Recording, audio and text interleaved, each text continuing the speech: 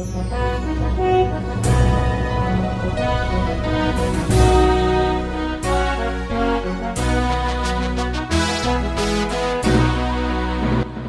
bagi saudara sekalian, marilah kita mempersiapkan hati dan pikiran kita untuk menyambut firman Tuhan. Kita berdoa. Damai sejahtera Allah yang melampaui segala akal, itulah yang memelihara hati dan pikiranmu di dalam Kristus Yesus Tuhan kita. Amin.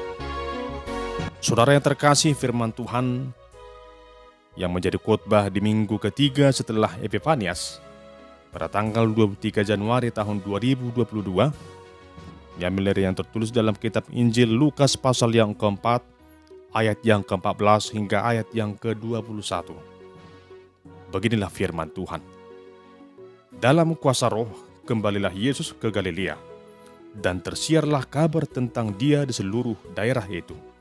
Sementara itu, ia mengajar di rumah-rumah ibadat di situ, dan semua orang memuji dia.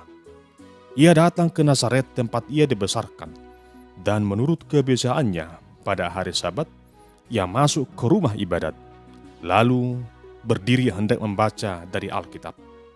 Kepadanya diberikan kitab Nabi Yesaya, dan setelah dibukanya, ia menemukan nas di mana ada tertulis, "Roh Tuhan ada padaku, oleh sebab ia telah mengurapi aku untuk menyampaikan kabar baik kepada orang-orang miskin, dan ia telah mengutus aku untuk memberitakan pembebasan kepada orang-orang tawanan dan penglihatan bagi orang-orang buta, untuk membebaskan orang-orang yang tertindas, untuk memberitakan tahun rahmat Tuhan telah datang." Kemudian ia menutup kitab itu, memberikannya kembali kepada pejabat, lalu duduk, dan mata semua orang dalam rumah ibadat itu tertuju kepadanya. Lalu ia memulai mengajar mereka. Katanya, "Pada hari ini, genaplah nas ini sewaktu kamu mendengarnya." Demikian pembacaan firman Tuhan sebagai khotbah pada hari Minggu tanggal 23 Januari tahun 2022 dengan tema Yesus penggenapan firman Allah. Saudara yang terkasih, Yesus dari Nazaret, demikianlah sebutan yang diberikan oleh orang banyak pada masa itu kepada Tuhan Yesus. Nazaret sebagai kota di mana Yesus dibesarkan menjadi saksi di mana untuk pertama kalinya Tuhan Yesus berdiri di hadapan orang banyak di bait Allah dan menyatakan siapa dia dan apa tujuan kedatangannya.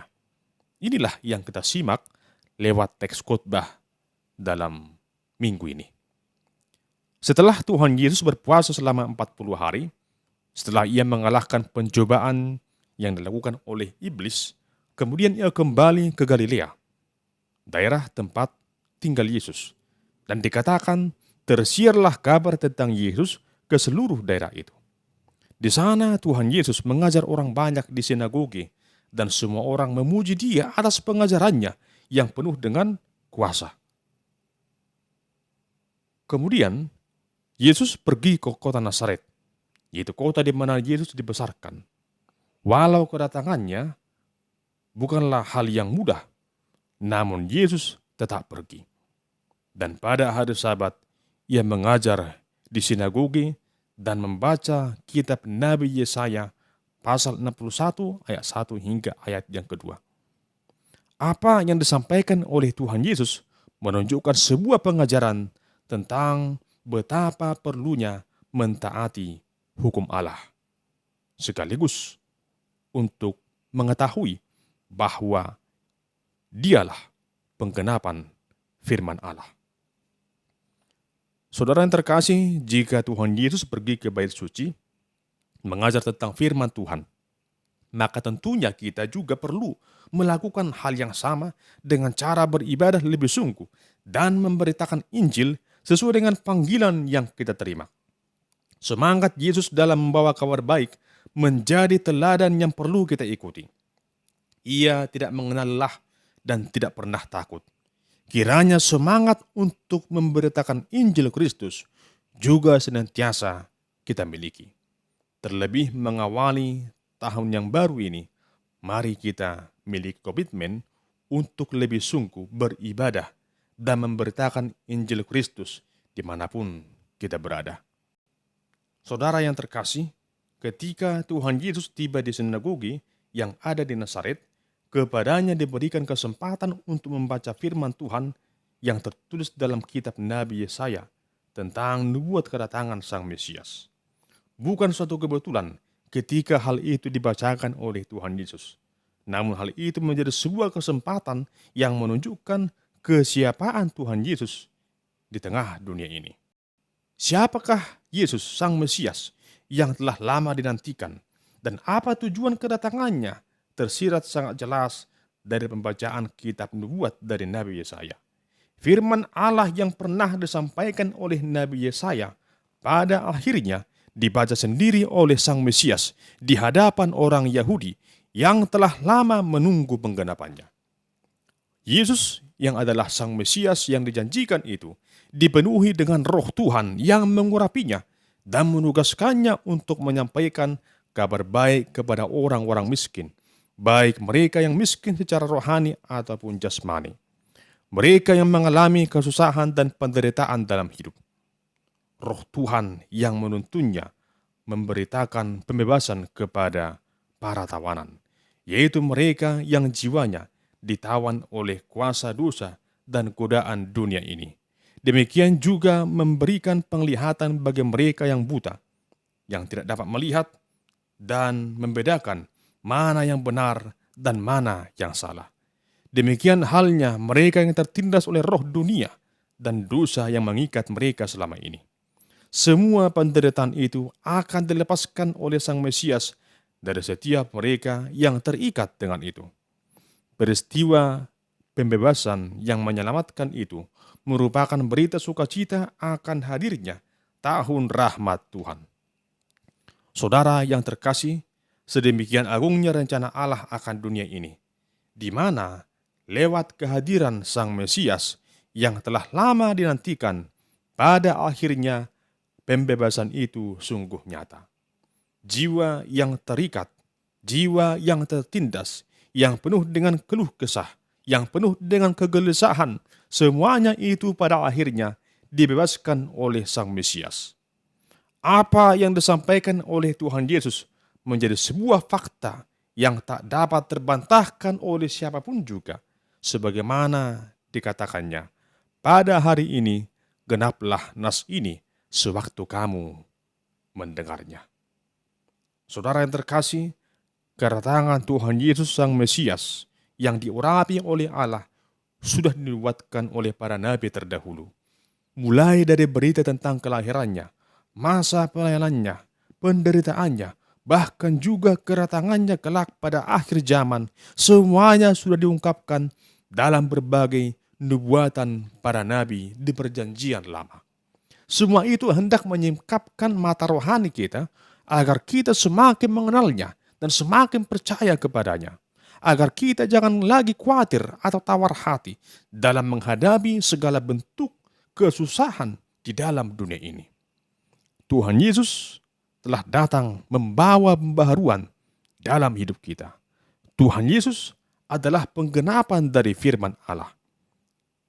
Sangat jelas dikatakan dalam Yohanes 1 ayat 14, firman itu telah menjadi manusia dan diam di antara kita, dan kita telah melihat kemuliaannya, yaitu kemuliaan yang diberikan kepadanya sebagai anak tunggal Bapa, penuh kasih karunia dan kebenaran. Saudara terkasih, Tuhan Yesus Kristus yang Maha Agung dan Maha Kudus telah rela hadir ke tengah dunia yang fana ini untuk menggenapi rencana Allah atas dunia ini. Ia hadir membawa tahun rahmat Tuhan, tahun pembebasan, tahun yang penuh dengan shalom Allah, damai sejahtera Allah. Tahun rahmat Tuhan dihadirkan di tengah situasi yang sulit yang dihadapi oleh manusia pada masa itu. Tahun rahmat Tuhan juga dihadirkan pada saat ini di dalam kehidupan kita setiap hari, bulan, tahun yang selalu kita lewati. Di saat kita menyerahkan hidup kita kepada Tuhan Yesus dan percaya kepadanya, maka di saat itu jugalah kita sungguh-sungguh dapat merasakan besarnya rahmat Allah dalam setiap perjalanan hidup kita. Oleh karena itu, mari kita memilih mana yang paling tepat bagi kita. Sebab Tuhan telah memberikan hikmat pengertian bagi kita untuk memilih jalan keselamatan itu. Saudara yang terkasih, ada sebuah cerita bijak dari Yunani yang mengajarkan bahwa hidup ini penuh dengan pilihan. Ceritanya demikian. Pada suatu ketika, ada seorang pemuda yang mendatangi seorang bijak yang bernama Aristoteles. Ia hendak menguji filsuf Yunani yang terkenal itu. Ia membawa seekor anak burung dan menyembunyikannya di balik punggungnya dengan kedua tangannya. Ketika berhadapan dengan Aristoteles, anak muda itu berkata, "Menurut Anda, apakah anak burung ini hidup atau mati?" Anak muda itu juga berpikir, jika Aristoteles menjawab mati, maka ia akan melepas burung itu. Tetapi jika dia menjawab hidup, maka dia akan mencekik leher anak burung itu. Dengan rasa was-was, si pemuda ini menunggu jawaban. Sambil tersenyum, Aristoteles menjawab, "Anak muda, hidup mati dari anak burung di tanganmu itu ada dalam kendalimu. Jika engkau menghendaki hidup, maka anak burung itu pasti akan hidup. Tetapi jika engkau menghendaki, maka anak burung itu akan mati." Dengan mendengar jawaban ini, si pemuda itu pun mengangguk kagum dan mengakui kebijaksanaan yang dimiliki oleh Aristoteles. Saudara yang terkasih, cerita itu mengandung pesan bahwa manusia diperhadapkan dengan beragam kebebasan dalam memilih, menentukan, dan memutuskan tujuan hidupnya. Dalam segala hal, kita bebas, namun kebebasan itu bukan berdasarkan ukuran duniawi. Memilih hidup berarti bersedia mengikut Yesus. Mengikut Yesus berarti bersedia melakukan kehendaknya. Lalu apa yang mesti kita berbuat dan bagaimana kita melakukannya? Demikianlah yang kita lihat dari teks khotbah pada minggu ini tentang kisah pelayanan Tuhan Yesus yang menyampaikan rencana Allah atas dunia ini. Hidup ini penuh dengan pilihan. Semuanya tergantung dengan pilihan kita. Mau percaya kepada Yesus dan mengikutnya, serta menerima pembaharuan yang ia bawa, atau sebaliknya. Sebagai orang Kristen, kita telah menerima kabar baik dari Allah, yaitu keselamatan yang telah diberikan oleh Tuhan Yesus Kristus. Persoalannya sekarang adalah, sudahkah kita sungguh-sungguh percaya akan itu? Sudahkah kita sungguh-sungguh percaya bahwa Tuhan Yesuslah penggenapan dari firman Allah?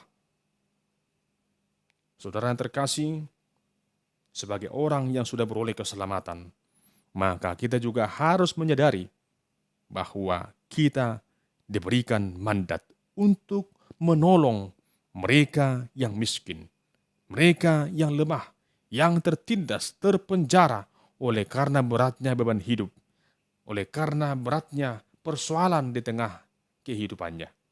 Kita harus membuka hati dan diri kita agar dapat menjadi saluran berkat bagi semua orang. Sekarang pertanyaannya adalah, adakah hatimu tergerak untuk itu semua? Adakah panggilan itu engkau rasakan untuk menolong mereka yang lemah, mereka yang dihina, mereka yang tertindas? Lihatlah di sekelilingmu, ada begitu banyak orang yang menderita, orang yang membutuhkan pertolonganmu. Hari ini, mari membuka hati dan izinkan setiap langkah hidupmu digerakkan oleh Roh Kudus, sehingga perbuatan kita menjadi sungguh-sungguh penggenapan akan firman Allah yang menghadirkan tahun rahmat Tuhan itu sendiri.